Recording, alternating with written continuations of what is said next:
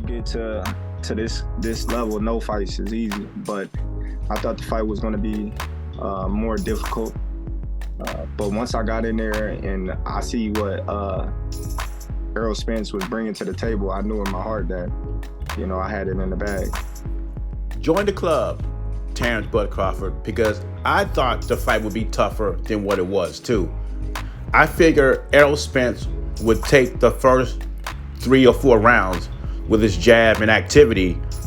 Then I thought Crawford would figure him out because he's a more cerebral fighter. I mean, even Vegas had Crawford favored, and those guys do this for a living. I picked Terence Crawford to win in 9 rounds. I got the prediction right, but I didn't have the fight going that way because I had Spence in the fight in the first 4 rounds. I actually had Spence being ahead the first 4 rounds because that's when Crawford downloads data, figures opponent out, then he goes in destruction mode. But he did it so easy, Errol Spence fans were very shocked. So shocked, we have all these excuses coming out. Oh, well, Crawford was on PEDs, he had loaded gloves, Spence was weight drained, Spence was partying, Spence had injuries in training camp. I mean, there's so many excuses I've heard. It sounds like the Wilder and Fury trilogy. Fury had egg weights in his gloves, Fury's on steroids. You heard it all, and now it's trickling down to Terence Crawford and Errol Spence. And what I'm hearing is Errol Spence wants to activate the rematch clause, but his team doesn't.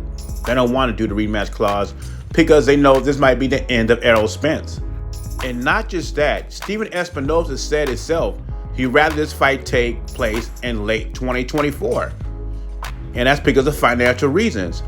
Who is going to buy this fight after Spence took a whooping like that? They want to build Spence up again and then put him in a rematch. But my thing is, how many fights do Spence got left?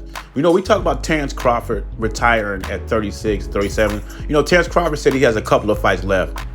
And Spence is a couple of years younger than Terence Crawford. But the problem is Terence Crawford lives the boxing lifestyle. So basically, he's a young 35, 36. Errol Spence is an old 33. Been in 2 or 3 car accidents. Used to drink, party all the time. He didn't live the boxing lifestyle. So how many times do you want to put Errol Spence in the ring and take that risk before he takes on the rematch against Terence Crawford, which is his biggest payday? The Canelo payday is out the window. And I believe Errol Spence will be stronger at 154. But still, I think the same results will happen. It might even happen quicker. Just because Errol Spence and Derrick James do not have an answer for Terence Crawford. I don't see them making any major adjustments. I think they're going to go in the ring at 154 and be more aggressive, which may result of Errol Spence getting knocked out quicker. And I told you at the beginning, before this fight even took place, that I did not see Errol Spence as a special fighter unless he goes in there and does the same thing he does with other opponents against Terence Crawford. And we see that didn't happen. Spence and Derrick James going to have to go back to the drawing board and see how they can defeat a southpaw with longer arms than they do, who's very athletic and also faster.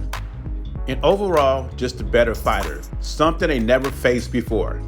Anyway, leave your thoughts in comments below. JBZ, I'm gone.